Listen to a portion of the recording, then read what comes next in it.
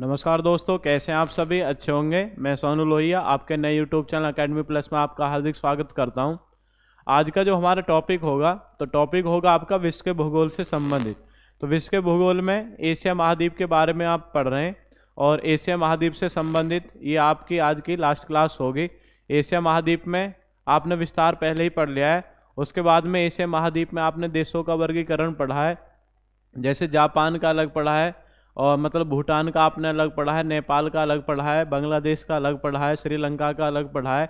इसी क्रम में ये आपकी एशिया महाद्वीप से संबंधित लास्ट क्लास होगी, जिसमें आप पाकिस्तान और जो जापान है तो इनसे संबंधित जो आपके महत्वपूर्ण क्वेश्चन बनते हैं परीक्षाओं में या पूछे गए तो उनके बारे में इसमें जानेंगे।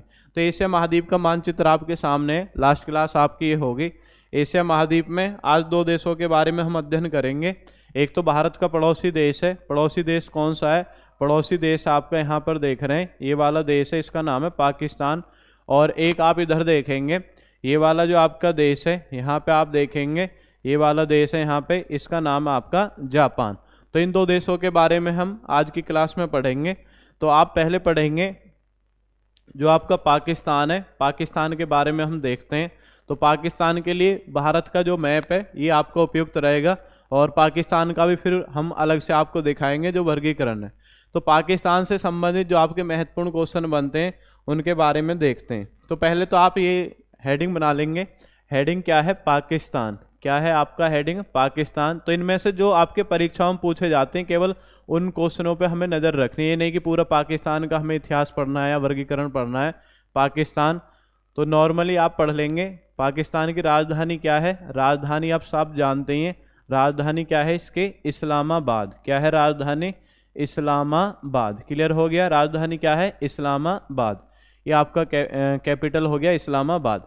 फिर जो पाकिस्तान से संबंधित आपके क्वेश्चन आते हैं, क्वेश्चन जैसे पाकिस्तान से संबंधित जैसे हिंदू कश पर्वत श्रेणी आपकी पूछी गई है, ग्वादर बंदरगाह आपका पूछा गया है। जैसे आपसे आए दिनों क्वेश्चन आता रहता है कि रेड क्लिफ किन दो देशों के बीच है, या 24वीं समांतर रेखा या एलओसी किसके बीच है। तो ये सारे आपके क्वेश्चन। फिर उसमें से जैसे आप नदी तंत्र पढ़ते हैं, नदी तंत्र में से जैसे सिंधु नदी पढ़ेंगे, चिनाब, सिंधु नदी जल समझौता वगैरह, ये आपके क्वेश्चन है जो इससे बनते हैं पाकिस्तान से। तो पाकिस्तान आपने पढ़े, राजधानी क्या है? इस्लामाबाद। अब इसी में आप आगे बढ़ेंगे पाकिस्तान में। इसमें मैं आपको थोड़ा सा मानचित्र से बता देते हैं, मानचित्र से थोड़ा सा क्लियर हो जाएगा। ये भारत का मानचित्र है। तो भारत के मानचित्र में जो भारत और पाकिस्तान है, तो यहाँ पे आप देख रहे हैं ये वाला जो आपका क्षेत्र है, यहाँ से ये वाला क्षेत्र, ये सारा आपका क्या है? ये सब आपका पाकिस्तान है। कौन सा क्षेत्र आपका?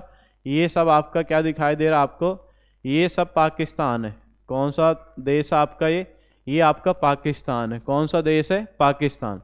अब पाकिस्तान से जो आपके क्वेश्चन बनते हैं, पाकिस्तान से क्वेश्चन आपके क्या बनेंगे वो देखेंगे जरा। तो आप सबसे पहले कैपिटल आपने पढ़ लिया। कैपिटल क्या है आपकी? इस्लामाबाद। अब इसमें आपको याद रखना है भारत और पाकिस्तान के बीच क्या है? भारत और पाकिस्तान के बीच अंतर्राष्ट्रीय सीमा रेखा। तो आप हेडिंग बनाएंगे भारत व पाकिस्तान के बीच अंतर्राष्ट्रीय सीमा रेखा। अंतर्राष्ट्रीय सीमा रेखा आपकी तीन नाम हम पढ़ते हैं अंतर्राष्ट्रीय सीमा रेखा में। एक तो आप याद रखेंगे जी, एक कौन सी है? Red Cliff. आप याद रखेंगे एक कौन सी है? Red Cliff. तो रेड क्लिफ आप पढ़ते हैं। जो रेड क्लिफ है तो यहाँ पे आप पहले ये पूरा जम्मू कश्मीर होता था, लेकिन आपने पढ़ा 31 अक्टूबर 2019 के बाद जम्मू कश्मीर आपका दो केंद्र शासित प्रदेश में बट गया और एक आपका क्या है? लद्दाख है, एक क्या है आपका? जम्मू कश्मीर। तो आपसे पूछा जाएगा अंतर्राष्ट्रीय सीमा रेखा। तो अंतर्राष्ट्रीय सीमा रेखा आपने नाम लिखा है क्या है? Red Cliff. ठीक है। तो रेड क्लिफ से पहले आप ये जानेंगे अंतर्राष्ट्रीय सीमा रेखा भारत के कितने राज्यों से लगती है। तो आप याद रखेंगे कितने राज्यों से लगती है आपकी? 5 राज्य। 5 राज्य में 2 तो आपके यूटी हैं, केंद्र शासित प्रदेश हैं, और 3 आपके क्या हैं? 3 आपके स्टेट हैं। 3 क्या हैं आपके? स्टेट हैं। 3 आपके स्टेट हैं और 2 यूटी हैं। तो कौन कौन है? यहाँ से आपका थोड़ा सा मैप से क्लियर हो जाएगा कौन कौन है, ये आप देख लेंगे। पहला वाला आपका क्या है? पहला है आपका लद्दाख। क्या है? लद्दाख। लद्दाख के बाद आप पढ़ेंगे आगे ये वाला जो आपका क्षेत्र है क्या है? जम्मू कश्मीर। क्या है आपका? जम्मू कश्मीर। क्लियर हो गया? जम्मू कश्मीर। जम्मू कश्मीर के बाद आपका क्या आ जाएगा? जम्मू कश्मीर के बाद आ जाएगा आपका पंजाब। पंजाब के बाद क्या आ जाएगा? पंजाब के बाद आ जाएगा राजस्थान, क्या आ जाएगा राजस्थान, और राजस्थान के बाद क्या आ जाएगा गुजरात, क्या आ जाएगा गुजरात। तो आप याद रखेंगे जो पाकिस्तान है, पाकिस्तान से आपके दो तो यूटी हैं, एक लद्दाख है, एक जम्मू कश्मीर है, एक पंजाब है, एक राजस्थान है और एक कौन आपका गुजरात। तो इनकी सीमा आपकी पाकिस्तान से लगती है, पाकिस्तान से सब आपकी सीमा बनाते हैं। अब आपने पढ़ा है, अब आप पढ़ेंगे इसी में जो आपकी रेड क्लिप है। तो रेड क्लिप आप याद रखेंगे, रेड क्लिप की अगर हम बात करें, रेड क्लिप, तो रेड क्लिप आप याद रखेंगे ये किन दो देशों के बीच है, भारत व पाकिस्तान, किन दो देशों के बीच है, भारत व पाकिस्तान देश के आपके बीच है। नेक्स्ट आगे एक रेखा आपने पढ़ी होगी, रेखा का नाम क्या है, रेखा का नाम आप पढ़ते हैं 24वीं समांतर रेखा। कौन सी है, 24वीं समांतर रेखा। 24वीं समांतर रेखा अगर आपसे पूछा जा रहा है 24वीं समांतर रेखा, तो ये वाला जो आपका क्षेत्र है यहाँ पे गुजरात में, यहाँ से आपकी एक रेखा होकर के जा रही है, ये वाला जो आपका क्षेत्र है, तो ये आपका भारत और आपका पाकिस्तान के बीच विवाद इस पे बना रहता है इस तरीके से। तो यहाँ पे जो 24वीं समांतर रेखा है ये गुजरात में आपका जो कच्छ का रण क्षेत्र है इसको विभाजित करती है, किसको विभाजित करती है, ये गुजरात में जो आपका कच्छ का रण क्षेत्र है, कौन सा क्षेत्र है, कच्छ का रण, ये यहाँ पे इस तरीके से ये वाला जो आपका पार्ट है यहाँ पे 24वीं समांतर रेखा है, गुजरात का जो कच्छ का रण क्षेत्र है उसको विभाजित करती है।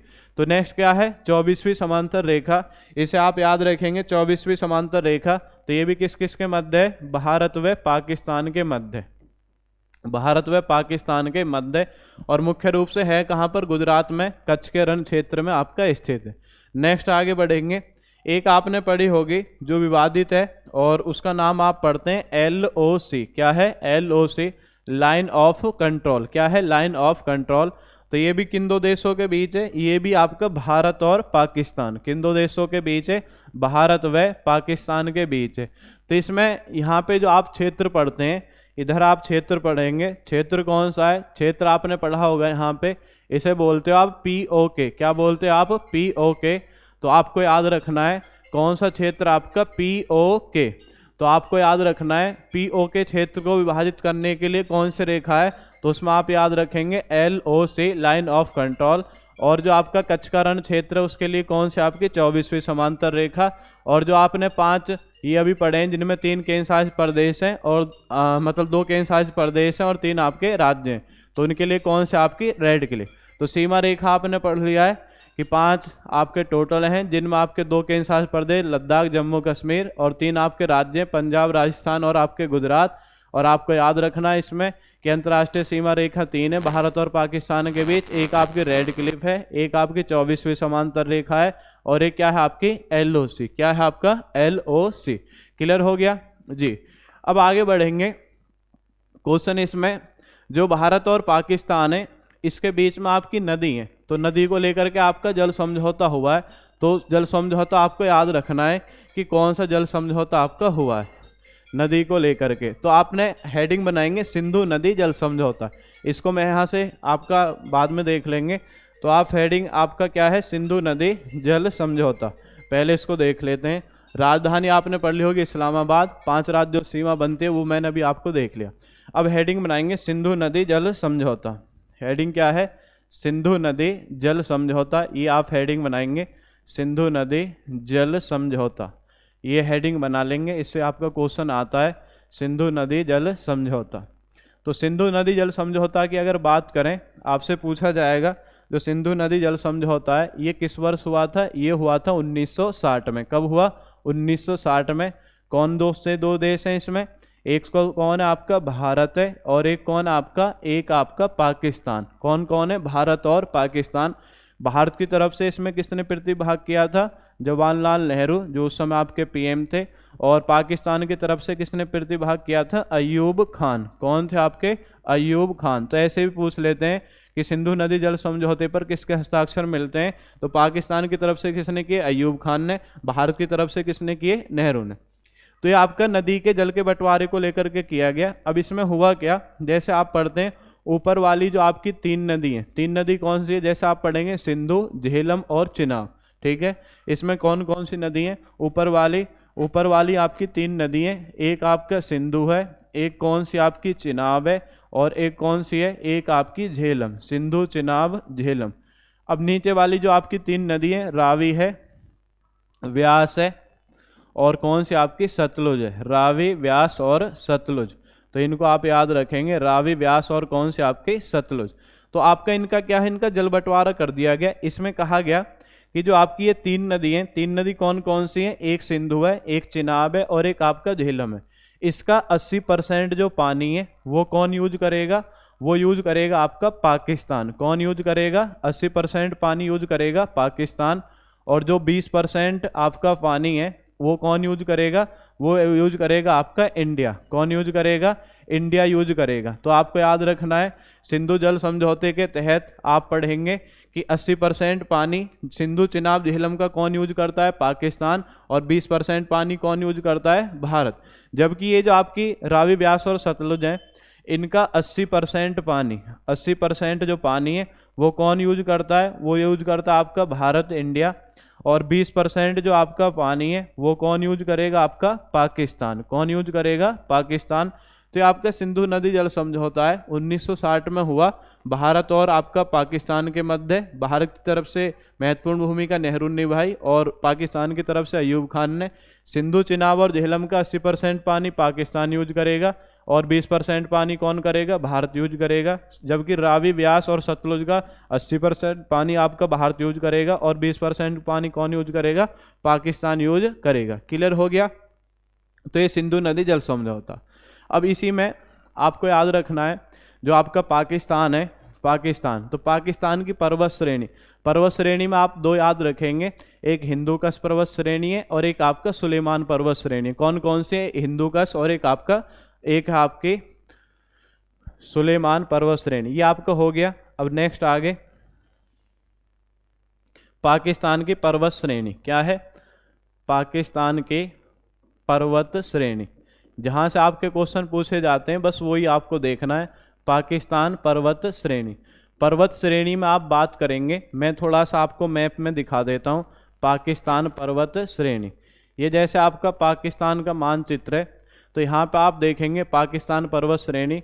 एक तो यहाँ पर आपको मिल जाएगी, ये वाली आपकी पर्वत श्रेणी है, ये यहाँ पर आपकी फैली हुई है, इसे बोलते हैं हिंदूकश। क्या बोलते हैं इसे बोलते हैं जी हिंदूकश। क्या नाम है, हिंदूकश। तो ऐसे पूछा गया क्वेश्चन है कि हिंदूकश पर्वत श्रेणी कौन से देश में स्थित है। तो हिंदूकश का विस्तार 2 देशों में आपका मिलता है, एक पाकिस्तान और एक आपका अफगानिस्तान। आप इसी में पढ़ेंगे। नेक्स्ट इसमें दूसरी आपकी जो पर्वत श्रेणी है उसका नाम क्या है, उसका नाम है सुलेमान। क्या नाम आपका, सुलेमान। तो 2 याद रखेंगे, एक कौन सी है, हिंदूकश है, और एक कौन सी आपकी सुलेमान पर्वत श्रेणी। दूसरी कौन सी आपकी, सुलेमान आपकी पर्वत श्रेणी। याद रखेंगे कौन सी आपके, सुलेमान पर्वत श्रेणी। अब इसमें आपको याद रखना है, क्वेश्चन एक ये आपका पूछा जाता है कि जो आपका पाकिस्तान है, पाकिस्तान की सबसे ऊंची चोटी कौन सी है।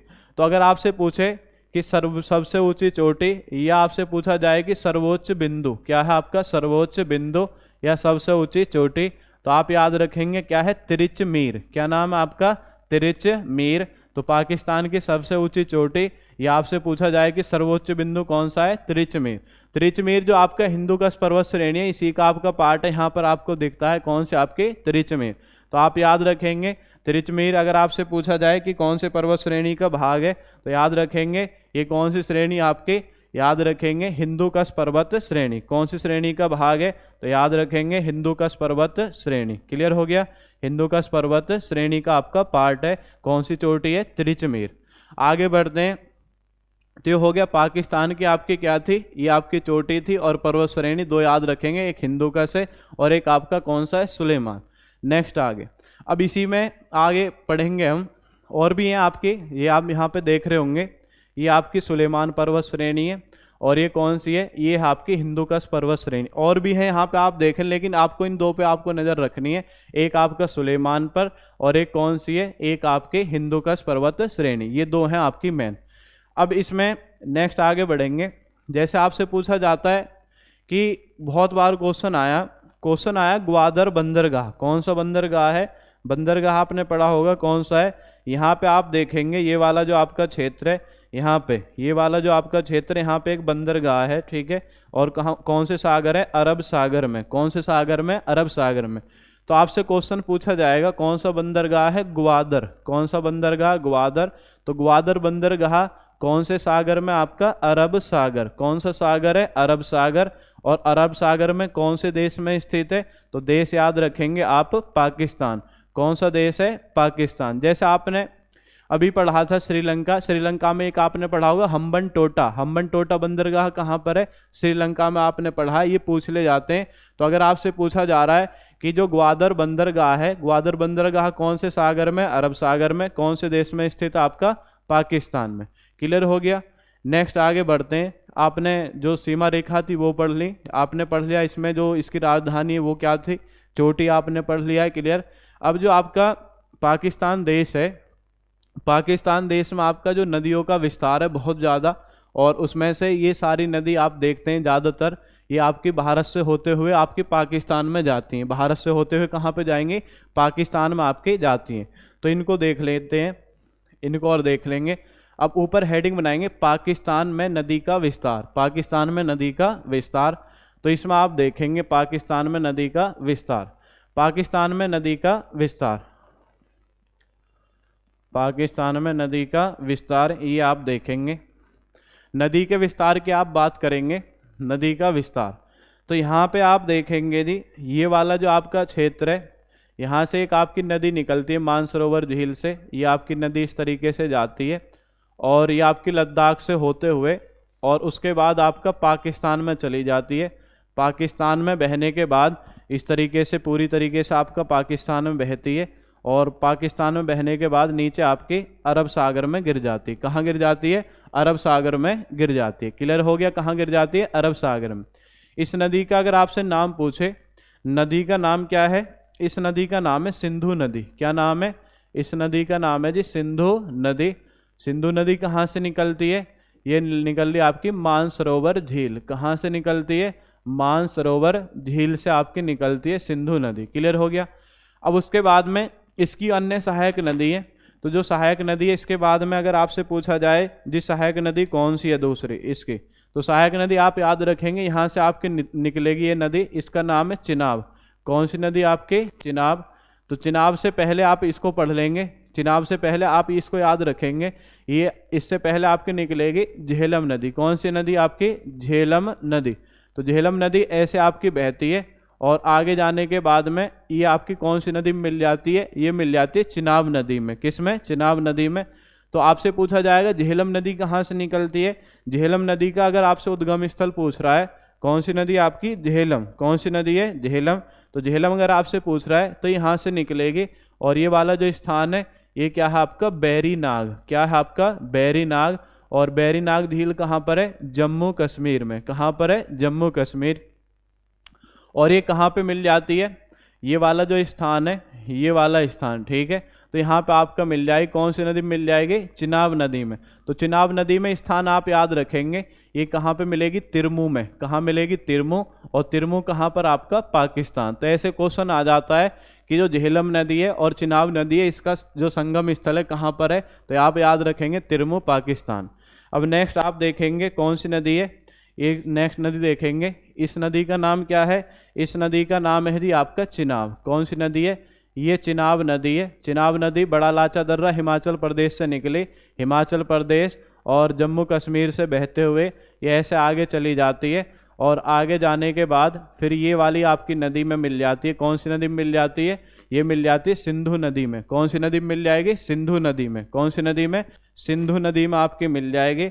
और आपसे पूछा भी जाता है क्वेश्चन क्या आता है, क्वेश्चन ये आता है आपका जो सिंधु नदी है, सिंधु नदी और क्या है आपके, चिनाब नदी। सिंधु और आपका चिनाब, इनका जो संगम है वो क्या है, तो संगम आप याद रखेंगे, इनका जो संगम है वो क्या कहलाता है, मिठान कोट। क्या कहलाएगा, मिठान कोट। और मिठान कोट कहाँ पर आपका, पाकिस्तान में। मिठान कोट कहाँ पर है, पाकिस्तान में। क्लियर हो गया, मिठान कोट कहाँ पर है, पाकिस्तान में। और जो आपकी चिनाब नदी है, चिनाब नदी निकली कहाँ से, ये निकली आपकी बड़ा लाचा दर्रा। कहाँ से निकली है, ये निकली आपकी बड़ा लाचा दर्रा। बड़ा लाचा दर्रा आपने पढ़ाई है सभी ने। बड़ा लाचा दर्रा कहाँ पर है, हिमाचल प्रदेश। कहाँ पर है, हिमाचल प्रदेश। क्लियर हो गया। नेक्स्ट आगे देखेंगे, आगे कौन सी नदी है। आगे नदी आपकी रावी नदी, कौन सी नदी है? नेक्स्ट आगे नदी आपकी रावी नदी। रावी नदी, रावी नदी के बारे में आपको देखना है। रावी नदी कहाँ से निकलती है? ये आपकी रोहतांग दर्रा से निकलती है। कौन से दर्रे से निकलेगी? ये निकलेगी आपकी रोहतांग दर्रा, यहाँ से निकली रावी नदी रोहतांग दर्रे से। और उसके बाद में ये कौन सी नदी मिल जाएगी? ये मिल जाएगी आपकी कौन सी नदी में? ये आपकी मिल जाएगी चिनाब नदी में। कौन सी नदी मिल जाएगी? चिनाब में। तो याद रखेंगे रावी नदी कौन सी नदी मिल जाती है? चिनाब में। और कहाँ पे मिलेगी? पहले तो आप ये लिख लेंगे कि कहाँ से निकलती है रावी नदी। रावी नदी अगर आपसे पूछ रहा है ये कहाँ से निकलेगी, तो याद रखेंगे रावी नदी अगर आपसे पूछ रहा है तो रावी नदी कहाँ से निकलेगी? रावी नदी निकलती है आपकी रोहतांग दर्रा। कहाँ से निकलती है? रोहतांग दर्रा से निकलती है। रोहतांग दर्रा कहाँ पर है? हिमाचल प्रदेश। रोहतांग दर्रा हिमाचल प्रदेश से आपकी निकलती है। कौन सी नदी? आपकी रावी नदी। और आगे जाकर के कहाँ मिल जाती है? ये वाला जो आपका स्थान है जहाँ पे रावी नदी मिल रही है, इस स्थान का आप नाम याद रखेंगे। इस स्थान का जो आपका नाम है क्या है? तो इसका नाम है आपका सराय सिद्धू। क्या नाम है? सराय सिद्धू। क्या नाम है जी? सराय सिद्धू। तो सराय सिद्धू के पास ये आपका कहाँ, सराय सिद्धू कहाँ पड़ता है? पाकिस्तान में। सराय सिद्धू पाकिस्तान में आपका कौन सी नदी मिलेगी? ये सब चिनाब नदी में मिल रही है। बस जो आपकी चिनाब नदी है, चिनाब नदी आपकी सिंधु नदी में मिल जाती है, याद रखेंगे इसको। नेक्स्ट उसके बाद आप पढ़ेंगे, यहाँ पे थोड़ा सा स्पेस कम है, मैं थोड़ा सा इसको और बड़ा कर लेता हूँ थोड़ा सा। यहाँ पे आप देख लेंगे,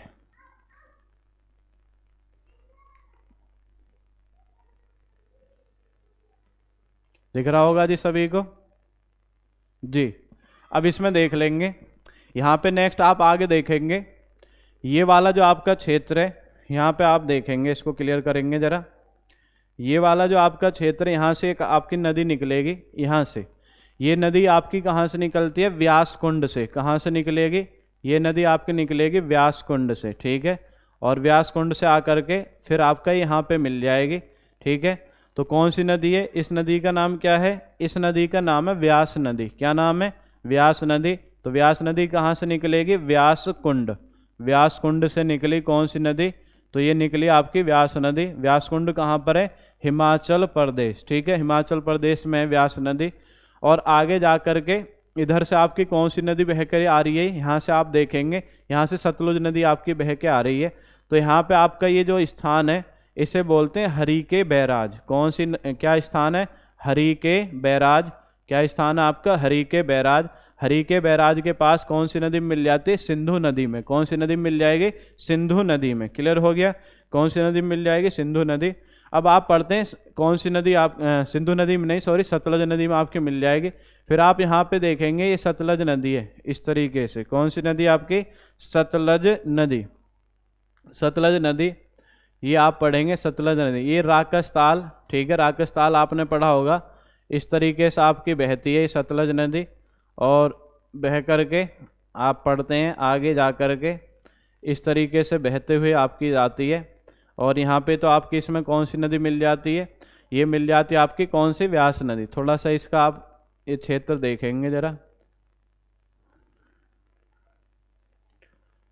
यहाँ से आपकी ये बह करके आई, ठीक है। और आगे जा कर के ये इस तरीके से मिल जाएगी। इससे ऊपर अभी जो आपने पढ़ा है वो कौन सी नदी है? व्यास नदी। व्यास का थोड़ा सा कलर दूसरा मैं कर देता हूँ। यहाँ पे इस तरीके से आपकी व्यास नदी है। ये कहाँ से निकली है? ये निकली आपकी व्यास कुंड से। कहाँ से निकली है? व्यास कुंड से। तो व्यास कुंड से जो आपकी ये नदी निकली, ठीक है, व्यास कुंड से कौन सी नदी निकली? व्यास कुंड से आपकी निकली थी कौन सी? इसका नाम था व्यास नदी। तो ये हरिके बैराज, हरिके बैराज आपका कहाँ पड़ता है? ये पंजाब में पड़ता है। और पंजाब में यहीं से एक नहर निकाली हमने, इंदिरा गांधी नहर, पढ़ा होगा। अब ये जो आपने नदी पढ़ी है, कौन सी नदी पढ़ी है? ये पढ़ी है सतलज, ठीक है। कौन सी नदी? सतलज। राकस-ताल से निकलती है सतलज नदी। कौन सी नदी है यहाँ पे? सतलज। ये कहाँ से निकल रही है? ये निकल रही है जी राकस-ताल। क्या नाम है? राकस-ताल। क्या नाम है? राकस-ताल। क्लियर हो गया? क्या है? राकस-ताल। तो राकस-ताल से निकलती है कौन सी नदी? सतलज। सतलज नदी आपकी राकस-ताल से निकलती है। थोड़ा सा आपको क्लियर हो जाएगा। यहाँ इस तरीके से इसको भी नीला ही कर देते हैं। ये राकस-ताल से निकली है कौन सी नदी है? नदी का नाम आपका सतलज नदी। कौन सी नदी है? सतलज। और फिर आपका सतलज जो नदी है ये आपकी कहाँ पे जा कर के मिल जाएगी, ये आपकी यहाँ पे जा कर के मिल जाएगी। और ये स्थान क्या है, ये है बहावलपुर। क्या स्थान है, स्थान का आप नाम याद रखेंगे, स्थान का नाम है बहावलपुर। बहावलपुर। बहावलपुर कहाँ पर, आपका पाकिस्तान। तो इस तरीके से आपने देखा ये जो आपकी पंचनद इनको बोलते हैं। तो जो आपकी पंचनद है, पंचनद का जो आपका विस्तार है ये सब आपकी भारत से होकर के आपकी पाकिस्तान में चली जाती हैं। जबकि जब आपने केवल एक पढ़ा होगा जो व्यास नदी है, व्यास नदी सतलज में मिल जाती है। बाकी अन्य आप पढ़ते हैं, जैसे चिनाब आपने पढ़ा है, चिनाब सिंधु में मिल जाएगी। और अन्य जो नदी हैं जैसे रावी पढ़ेंगे, उसके बाद आपने पढ़ा है जो रावी हो गया, झेलम हो गया, और उसके बाद आपने पढ़ा है कौन से, सतलुज। ये स्वयं किस में मिल जाती हैं, ये स्वयं मिल जाती हैं आपके चिनाब नदी में। कौन से मिल जाएंगे, चिनाब में। और चिनाब मिठानकोट के पास जाकर के कौन सी नदी मिल जाएगी, ये मिल जाएगी आपके सिंधु नदी में। क्लियर हो गया। तो इस तरीके से आपको पढ़ना था। ये क्या है आपका नदी तंत्र, क्या है नदी तंत्र। आप एक इसका स्क्रीनशॉट ले सकते हैं सभी जी, स्क्रीनशॉट ले लेंगे सभी। अब आगे बढ़ते हैं। कर लिया होगा सभी ने, ये नदी तंत्र के बारे में था।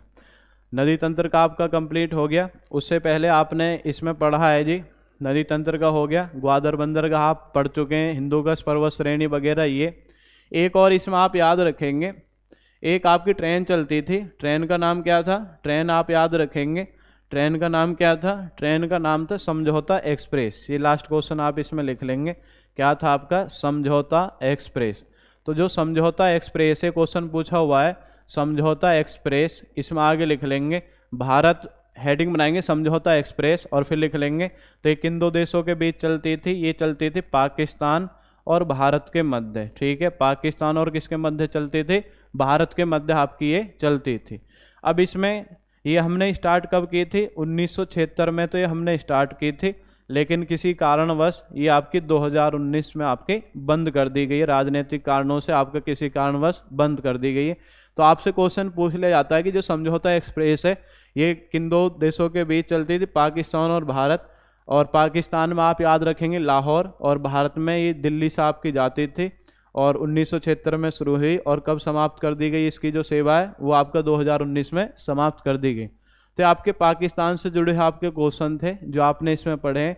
बाकी आप पढ़ते हैं जो पाकिस्तान शब्द है, पाकिस्तान शब्द चौधरी रहमत अली ने दिया, ये आपने पढ़ा होगा। और पाकिस्तान की जो मांग है 1940 के लाहौर अधिवेशन में किसने की थी, मोहम्मद अली जिन्ना।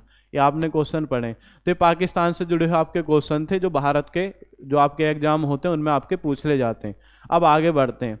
अब नेक्स्ट देखेंगे जापान के बारे में। जापान के बारे में देखेंगे जी जरा, जापान। ठीक है, किसके बारे में देखेंगे, जापान के बारे में। जापान से संबंधित जो आपके क्वेश्चन है, तो आप हेडिंग बनाएंगे जापान। जापान ये आपको दिख रहा होगा, कौन सा देश है ये है आपका जापान देश। कौन सा देश है, जापान, जापान देश। तो जापान देश के 4 बड़े द्वीप हैं, और इनको आता है हमेशा क्वेश्चन, जापान के 4 बड़े द्वीपों को उत्तर से दक्षिणी क्रम में लगाएं। पहले तो आप याद रखेंगे जापान की कैपिटल क्या है आपकी, टोक्यो। क्या है कैपिटल, टोक्यो। और कौन से सागर में आपका, प्रशांत महासागर या दक्षिणी चीन सागर आप इसको बोलते हैं, यहाँ पर स्थित है। तो जापान की राजधानी क्या हो गया, टोक्यो। और ये भी क्वेश्चन आता है कि विश्व का सर्वाधिक जनसंख्या वाला शहर, विश्व का सर्वाधिक जनसंख्या वाला शहर कौन सा है, सर्वाधिक जनसंख्या वाला शहर आप याद रखेंगे कौन सा आपका, टोक्यो, विश्व का सबसे अधिक। तो जापान के 4 बड़े द्वीप हैं, जैसे एक तो ये आप देख रहे होंगे, ये वाला जो द्वीप है होक्काइडो है। फिर ये वाला आप देख रहे होंगे ये कौन सा है, ये आपका होन्शु है। नीचे आप देखेंगे ये वाला आपका क्या है, शिकोकू है। और ये आपका क्या है, ये है आपका क्यूशु। ठीक है, होक्काइडो, होन्शु, शिकोकू और क्यूशु। नाम क्या क्या है इनके, इनके नाम आप लिख सकते हैं जी। नाम इनके 3 हैं, मतलब 4 नाम है। एक कौन है, एक तो होक्काइडो, ये आपका आया हुआ क्वेश्चन है, आपका पीसीएस प्री में पूछा था। एक कौन सा है, एक आपका होन्शु। ऐसे क्वेश्चन आया था कि जापान के 4 बड़े द्वीपों को उत्तर से दक्षिणी क्रम में लगाएं। पहले मैंने आपको एक क्वेश्चन बता दिया है, होक्काइडो, होन्शु, शिकोकू और कौन सा आपका, क्यूशु। कौन सा आपका, क्यूशु। क्लियर हो गया। विश्व का सर्वाधिक जनसंख्या वाला शहर कौन सा आपका, टोक्यो। नेक्स्ट आपसे पूछा जाता है, क्वेश्चन आता है पूर्व का निप्पन। क्या है, पूर्व का निप्पन। यह आपसे पूछा जाएगा। दूसरा पहले तो ये हो गया, पूर्व का निप्पन किसे बोलते हैं, जापान। ये आपसे पूछा जाएगा सूर्यदेव का देश क्या है, सूर्यदेव का देश। तो पूर्व का निप्पन या सूर्यदेव का देश अगर आपसे पूछ रहा है तो कौन सा आपका, जापान। कौन है आपका, जापान। अब जापान में से अगर हिस्टोरिकल क्वेश्चन की हम बात करें, क्लियर हो गया, ये 4 बड़े आपके द्वीप हैं। जापान की कैपिटल टोक्यो, सर्वाधिक जनसंख्या वाला शहर है आपका, और ये विश्व का भी सर्वाधिक जनसंख्या वाला शहर है, इसका ही नहीं, जापान का विश्व का सर्वाधिक जनसंख्या वाला शहर है। पूर्व का निप्पन कौन है आपका, जापान है। सूर्योदय का देश कौन है आपका, जापान है। अब इसमें से अन्य क्वेश्चन क्या बनते हैं, जैसे आपने पढ़ा होगा क्वेश्चन कि विश्व में सबसे पहले परमाणु बम का जो आपका हमला है वो किस देश पर किया गया, तो आप पढ़ते हैं विश्व में सबसे पहले परमाणु बम का हमला वो कौन से देश पे आपका किया गया, जापान पे। पढ़ा होगा आपने, कहाँ पे किया गया, जापान में। तो आपने पढ़ा होगा जापान में किया गया। ये हटा दें यहाँ तक, ये आपका हो गया होगा। अब इसमें आप देखेंगे विश्व में सबसे पहले परमाणु बम का हमला, तो परमाणु बम का हमला तो आपका जापान में किया गया। कौन से देश में किया गया, जापान में। विश्व में सबसे पहले परमाणु बम का हमला कौन से देश में किया गया आपका, जापान में। जापान में किया गया विश्व में सबसे पहले परमाणु बम का हमला। तो आप याद करते हैं जो 6 अगस्त 1945 है, क्या है, 6 अगस्त 1945। तो 6 अगस्त 1945 में जापान का एक शहर पड़ता है, कौन सा है, हिरोशिमा। कौन सा शहर आपका, हिरोशिमा। तो हिरोशिमा पर आपका बम गिराया गया। कब गिराया गया, 6 अगस्त 1945 में। तो हिरोशिमा पर पहला आपका बम गिराया गया, और इस बम को क्या नाम दिया था, इस बम को नाम दिया था लिटिल बॉय। क्या नाम था, लिटिल बॉय। लिटिल बॉय आपका बम गिराया गया। दूसरा हमला इसी के 3 दिन बाद 9 अगस्त 1945, 9 अगस्त 1945 में, और कहाँ पर गिराया गया आपका दूसरा जो बम है वो गिराया गया था नागासाकी शहर पर। लाखों लोग इसमें मारे गए थे। और दूसरे बम का नाम क्या है, फैट मैन। क्या नाम है आपका, फैट मैन। क्या है आपका, फैट मैन। जब द्वितीय विश्व युद्ध आपका चल रहा था तो 6 अगस्त 1945 को हिरोशिमा पर लिटिल बॉय के नाम से बम गिराया गया। 9 अगस्त 1945 को फैट मैन के नाम से आपका बम गिराया गया। अब इसमें आपसे पूछा जाता है, जैसे क्वेश्चन आता है कि इन बम को गिराने के लिए किस यान का प्रयोग किया, मतलब उस यान का नाम क्या था। तो यान का नाम याद रखेंगे, एनोला गे। कौन सा आपका, एनोला गे। जिस बम ये बम गिराए गए थे उस यान का नाम क्या था, एनोला गे। फिर आपको याद रखना है ये जो आपके बम है ये किस देश ने गिराए थे, यूएसए ने गिराए थे। कौन से देश ने गिराए थे, यूएसए ने। और इन बम को गिराने का आदेश किस अमेरिकी राष्ट्रपति ने दिया था, और अमेरिकी राष्ट्रपति पूछे तो आप याद रखेंगे हैरी ट्रूमैन। क्या नाम है आपका, हैरी ट्रूमैन। तो ये भी याद रखेंगे, क्या नाम है आपका, हैरी ट्रूमैन। तो ये सब आपके इससे संबंधित आपके फैक्ट थे, जापान से संबंधित। क्लियर हो गया। एनोला गे यान था, हैरी ट्रूमैन ने आपका आदेश दिया, जो यहाँ पे उस समय अमेरिका का राष्ट्रपति था। 6 अगस्त 1945 को हिरोशिमा पर गिरा जी। कहाँ पे गिरा, हिरोशिमा पर। और ये यहाँ पे आप देख सकते हैं ये वाला शहर क्या है, हिरोशिमा। यहाँ पे आप देखेंगे हिरोशिमा आपका कौन से द्वीप पर है, तो ये याद रखेंगे इसमें कौन सा द्वीप है, शिकोकू द्वीप। कौन सा है, शिकोकू द्वीप। और यहाँ पे कौन सा शहर है, नागासाकी। ये कौन से द्वीप पर है, क्यूशू द्वीप पर। अगर आपसे पूछ लिया जाए कि कौन से द्वीप पर है, तो हिरोशिमा अगर आपसे पूछ रहा है शिकोकू द्वीप पर है, और नागासाकी आपका क्यूशू द्वीप पर है। जबकि जापान की जो राजधानी है टोक्यो, जापान की जो राजधानी है टोक्यो, वो कौन से द्वीप पर है, होन्शू द्वीप पर। कौन से द्वीप पर आपका, होन्शू द्वीप। और जापान का सबसे बड़ा जो आपका द्वीप है वो भी कौन सा है, होन्शू द्वीप है। कौन सा है, होन्शू द्वीप। क्लियर हो गया। तो ये जापान से संबंधित आपके क्वेश्चन थे जो आपके विभिन्न परीक्षाओं में पूछ ले जाते हैं। तो एशिया महाद्वीप का आपका लास्ट विवरण था, जो अन्य आपके देश हैं और उनसे संबंधित आपके महत्वपूर्ण प्रश्न बनते हैं। वैसे तो हम एशिया महाद्वीप के बारे में पहले ही पढ़ चुके थे, लेकिन ये भी क्वेश्चन आपके आते हैं, इसलिए एशिया महाद्वीप में आपके ऐड कर दिए गए। इसी के साथ मैं आपसे विदाई लेता हूँ। धन्यवाद। जय हिंद, जय भारत।